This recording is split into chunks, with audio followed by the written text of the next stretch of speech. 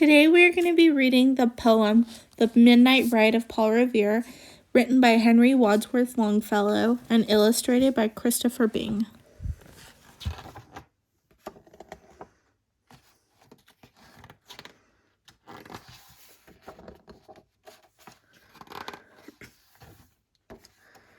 Listen, my children, and you shall hear of the midnight ride of Paul Revere. On the 18th of April in 75, hardly a man is now alive who remembers that famous day and year. He said to his friend, "If the British march by land or sea from the town tonight, hang a lantern aloft in the belfry arch of the North Church tower as a signal light, one if by land, two if by sea, and I on the opposite shore will be ready to ride and spread the alarm through every Middlesex village and farm, for the country folk to be up and to arm." Then he said good night, and with muffled oar silently rowed to the Charleston shore. Just as the moon rose over the bay, where swinging wide at her moorings lay the Somerset British man-of-war, a phantom ship, with each mast and spar across the moon like a prison bar, and a huge black hulk that was magnified by its own reflection in the tide. Meanwhile his friend through alley and street wanders and watches with eager ears, till in the silence around him he hears the muster of men at the barrack door, the sounds of arms, the tramp of feet, and the measured tread of the grenadiers marching down to their boats on the shore. Then he climbed to the tower of the Old North Church by the wooden stairs with stealthy tread to the belfry chamber overhead, and startled the pigeons from their perch on the sombre rafters that round him made masses in moving shapes of shade,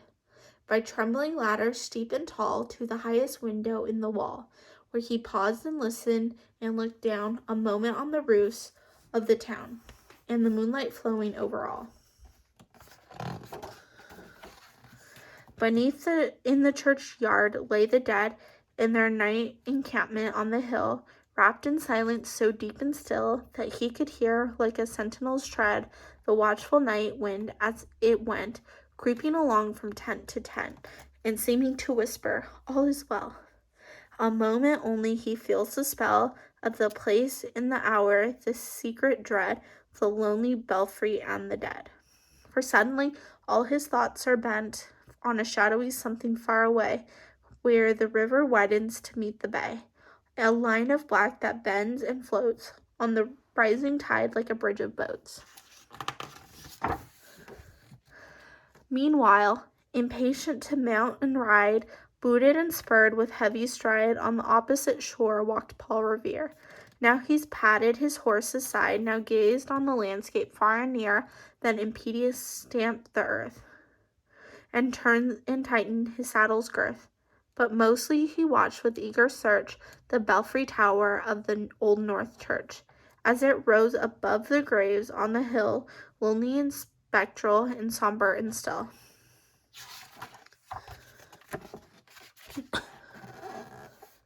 And lo, as he looks on the belfry's height, a glimmer and then a gleam of light, he springs to the saddle, the bridle he turns,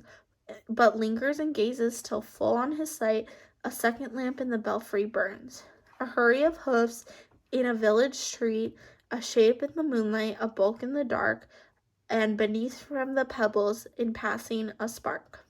struck out by a steed flying fearless and fleet. That was all, and yet through the gloom and light the fate of a nation was riding that night, and the spark struck out by that steed in his flight kindled the land into flame with its heat. He has left the village and mounted the steep, and beneath him tranquil and broad and deep is the mystic meeting the ocean tides, and under the alders that skirt its edge, now soft on the sand, now loud on the ledge, is heard the tramp of his steed as he rides.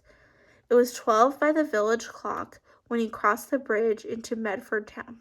He heard the crowing of the cock, and the barking of the farmer's dog, and felt the damp of the river's fog that rises after the sun goes down.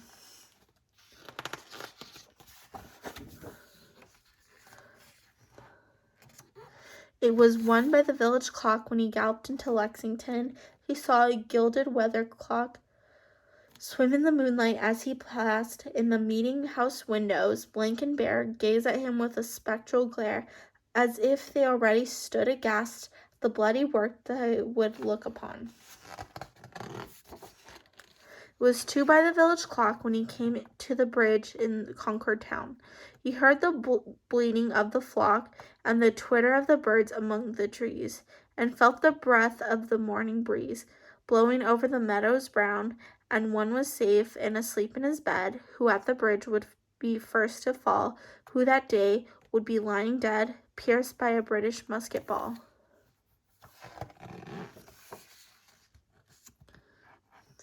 You know the rest in the books you have read, how the British regulars fired and fled. The farmers gave them ball for ball from behind each fence and farmyard wall,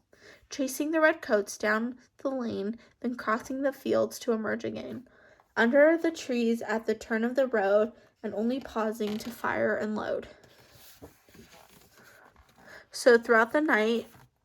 rode Paul Revere, and through the night went his cry of alarm to every Middlesex village and farm, the cry of defiance and not of fear, a voice in the darkness, a knock at the door, and a word that shall echo forevermore.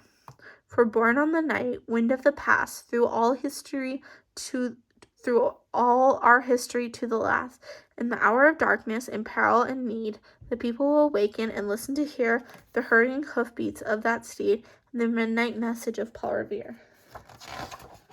The end.